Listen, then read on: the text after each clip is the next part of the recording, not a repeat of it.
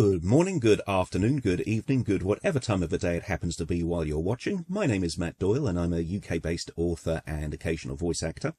This is my Cabinet of Curios, the show where we look at horror media that is, in UK terms, a little bit obscure or unusual or sometimes just underrated. Today we're looking at something unusual. This, in fact, is a film that, when it was introduced to me, was introduced as one of the strangest films ever created, and that is, of course, Häxan. Now, Häxan is a 1922 silent movie written and directed by Benjamin Christensen. As the story goes, he found a copy of the Malleus Maleficarum in a Berlin bookshop and spent 2 years, from about 1919 to 1921, studying manuals, illustrations, and various other writings on witches, witch hunting, and witchcraft in general. To that end, the premiere of the film actually featured a bibliography related to his research in the playbill. But it should be noted that despite drawing from a range of sources, his goal was always to create a new piece of work rather than a literary adaptation, as though adaptations were common in the period, he was actually famously quoted as stating, "In principle, I am against these adaptations. I seek to find the way forward to original films," which I think is a sentiment a lot of us can probably relate to as it pertains to things like modern remakes and reboots that don't always really live up to what we'd hope. Häxan, though, did cost between 1.5 million and 2 million kroner, which makes it the most expensive Scandinavian silent film in history. A large chunk of that can likely be attributed to Christensen purchasing the old Astra Film Studio. That was important because it allowed him and the cinematographer Johan Angerstern to create a consistently dark tone for the film by only filming at night or in a closed studio. Special effects also probably ramped up the cost because they utilised a mix of puppetry, stop motion, special effects makeup and superimposition, which all kind of came together to create this very sort of eclectic mix of styles for the movie. Now, the film is split into 7 parts. Part 1 is a dissertation on demons and witches in primitive cultures. Part 2 focuses on demonstrating medieval superstition and beliefs about witchcraft and its perceived links to Satan. Parts 3, 4 and 5 follows Maria, a woman accused of witchcraft by the widow of a deceased painter. This section demonstrates how suspected witches were treated by religious authorities in the Middle Ages, following the cycle of arrest, torture, confession and execution. Parts 6 and 7 demonstrate how the actions that were once explained through superstitions have become better understood, and shows that even the more incendiary actions committed by alleged witches may have, in the 1920s, been more commonly attributed to mental illness and neurological disorders. All of this meant that the early responses to the film were very mixed. The cinematography and acting were often praised, but the film was viewed by a lot of people as unfit for public performance. One reviewer declared it a piece of satanic cruelty. It's become more positively regarded in the years that followed, but during its initial run it did cause some initial trouble. Denmark, where Häxan was filmed, was very kind to it, as was Sweden. Germany, France and the United States were less so, actually decrying the film's graphic depictions of torture, nudity, sexual perversion and anti-clerical themes. The US fix for it was to re-edit the film in 1968 and release it as Witchcraft for the Ages. With the exception of the words spoken by women, the silent movie cards were actually replaced by narration by the beat poet William S. Burroughs. The translations were also altered subtly, changing the tone a little bit. For example, in the original, it was stated Kana and her coven, whereas now it was stated Kana and her kind, which just that one change in word creates a very different tone for what they're saying. The classical soundtrack was also replaced by a jazz score, which is somehow at times more comical and other times more nightmarish than the original. The coloured tinting of the video was also removed in favour of pure black and white. This changes things quite a lot as well, which we will get into. The biggest change, though, was perhaps half an hour of footage was also cut, removing some of the more edgy for its time content. I won't say don't watch the recut. It's worth seeing at least once to get an idea of historical views on what needed change, but it isn't really the version of the film you should watch. The original is certainly not everyone's cup of tea, but it does deserve its renown for being a unique piece of the era. In the 1920s, religion still very much ruled the roost across the globe, and this film took aim at its more barbaric history in a big way. It's unflinching in the way it demonstrates torture, showing just enough to make it clear what was happening without crossing the line into actually torturing the actors. This was unusual because while the silent era had plenty of films that were a little odd or to a point violent, this was probably the one that made the best use of actual torture methods and, actual torture devices. Making it clear that these were implements used by the church on innocent women was a real, genuine shock for people.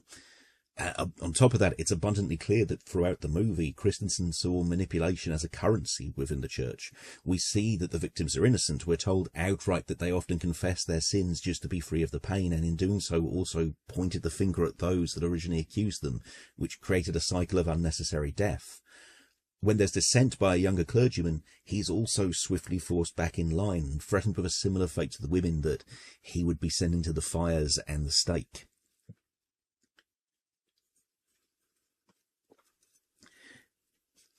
It's that focus on men controlling women that has led to many viewing the film now as having a feminist message. When it comes to viewing older releases through a modern lens, I do feel that a lot of media doesn't really work in the way many want it to. To give you an example, when I spoke about Gorgo in episode 1, I intentionally avoided the modern take that the male leads, Joe and Sam, were secretly lovers. Some of the logic behind that theory works when viewed through modern eyes, but it's worth remembering that masculine camaraderie was portrayed very differently in the 1960s, and it also wasn't until 1967, 6 years after the film's release, that the UK decriminalised private relations between same-gender couples aged over 21. Gorgo was designed to be a success, so sneaking a gay couple into prominent roles would have not been a wise business decision. And even as a member of the LGBTQ community myself, I kind of think that theory was wishful thinking. Häxan is a major exception to this rule for me, though. There's a lot in this film that can absolutely be taken as portraying a feminist message. Throughout the history of witchcraft and the associated trials shown in the movie, we see women as the innocent victims of a form of patriarchal control. Their crimes were, when not being falsely accused of cursing someone, simply providing herbal remedies. Even the dancing naked with demons and kissing Satan's arse are really just metaphorical portrayals of sexual freedom presented through a fear of women in power. In that respect, yes, the modern insistence on this being a feminist movie are valid and accurate. I just don't believe it was Christensen's entire intent. There are certainly moments that do fit well with this interpretation. But then descriptions of poor little women feel very patronising, and the message that all these things were claimed to be a result of hysteria, which was viewed as a neurological disorder that affected only women, definitely doesn't sit well alongside the idea. It also does the film a disservice to focus solely on this part of the message.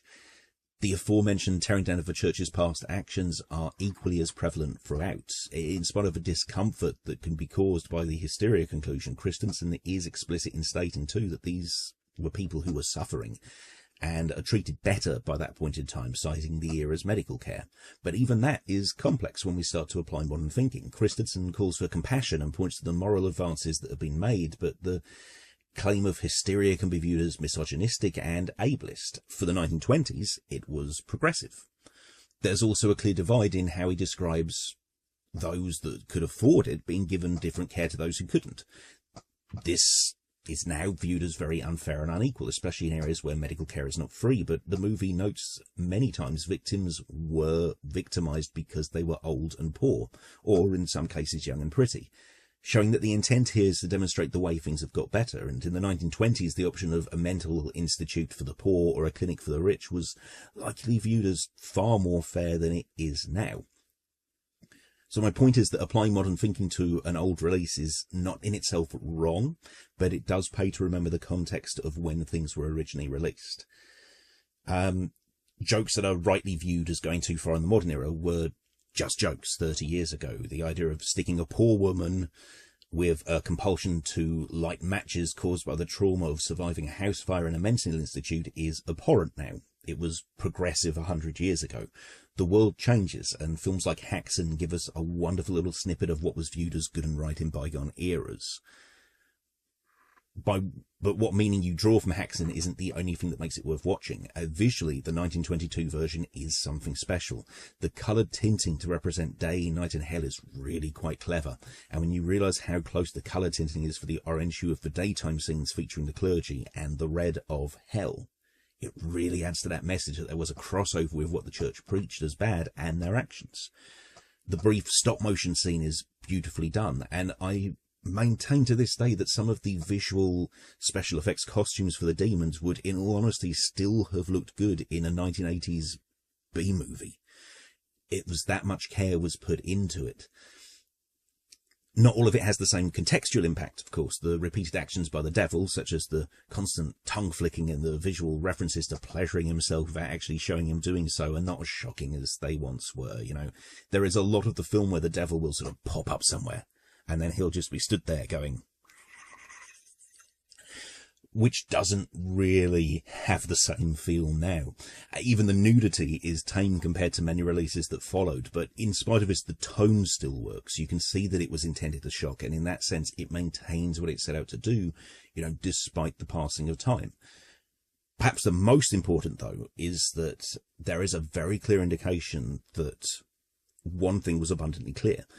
When you look at how demons were portrayed in the shots of the illustrations from books, and you see the scene of the witch that had turned herself into a cat walking out past the bovine guards, medieval people were clearly absolutely terrified of furries. Now, not everyone took anything from the movie in terms of a big message.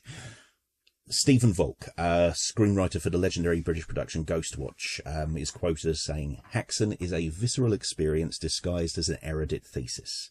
I don't believe for a moment that the director's real motive was anything other than to shock, if not to rock the audience from complacency as good horror does.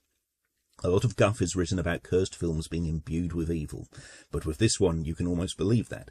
There is something about the format that does that to you." Even if you don't view Häxan as having a deeper meaning, such as Stephen Volk didn't, you know, sort of beyond the obvious study of how witchcraft has been viewed for the ages, there is still a lot you can get out of it. You might find it a bit dull, but appreciate the craftsmanship. You might enjoy seeing what represented shock cinema a century ago, or you might just watch it and think, well, that was a bit weird. It can't be denied, though, that it is an enduring piece of horror history, and it's also very easy to find now. Both versions appear on YouTube. The original version is on Prime Video in the UK, and I would imagine elsewhere as well, because I think it has dropped into the public domain by now.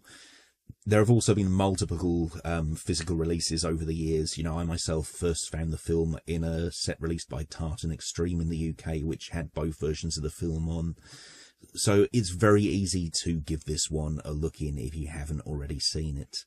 For those of you that have, one thing I would be interested in knowing is, many, many years ago, I was told the story that some of the scenes didn't feature regular actors, and that what had happened was, when they bought the studio, there were some homeless people living in it, and the crew actually paid for homeless people in wine to get drunk and appear in some of the scenes. I cannot find any trace of this story online.